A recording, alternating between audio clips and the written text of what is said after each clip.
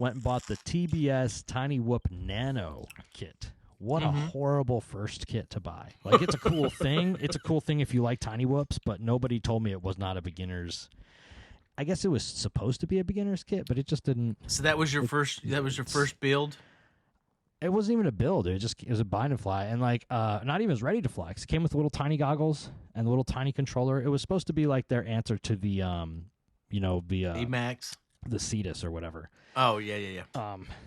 I don't know if it was actually. I don't know. That might not be true at all. It was a controller, goggles, and a drone, but it was like the cheapest controller you could find, the cheapest goggles you could find, and the drone was okay, but it was small. It was brushed, and it was 55 millimeter. It wasn't even 65. So, interesting choice all around. That's kind of like my style. I'll pick something I like, and it's like the worst possible option out of all the options. I rode BMX as a kid, and my dream bike was the Haro Mira Flare, Dave Mira's skate park bike. And like, I was like a medium build kid trying to ride street, so when I got this 45-pound BMX bike and tried to bunny hop it, it was impossible, and I just thought I sucked at BMX. But I had a bike that heavy? was designed for Woodward, not the Jersey hills. Is it heavy? Too heavy?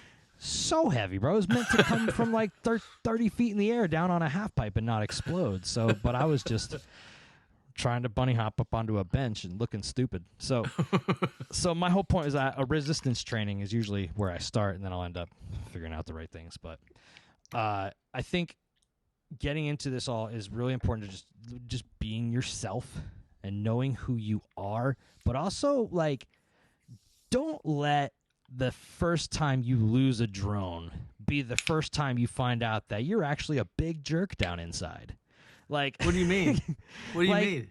Like, if you've put so much hope and faith into this, into FPV, and into the feeling that you get from it, don't let the pendulum swing so far in the opposite direction when you lose your drone that it turns into the worst day ever and everyone around you no longer wants to be around you because you're treating this loss so badly. I've been around people who just lost their mind and were so angry that, like, okay, process it, but like, if you've got a ton of anger coming out, something like that, like, that's a sign of a much bigger problem that you should work on. I can't understand fast.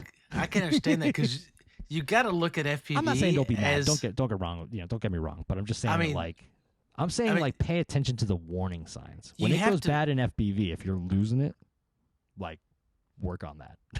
Well, I mean, you have to understand that you're going to break stuff. I mean, it's not a cheap hobby.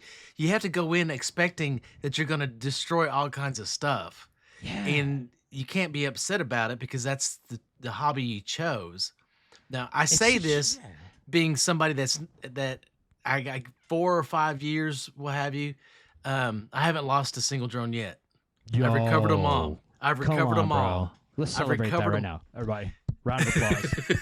This is amazing.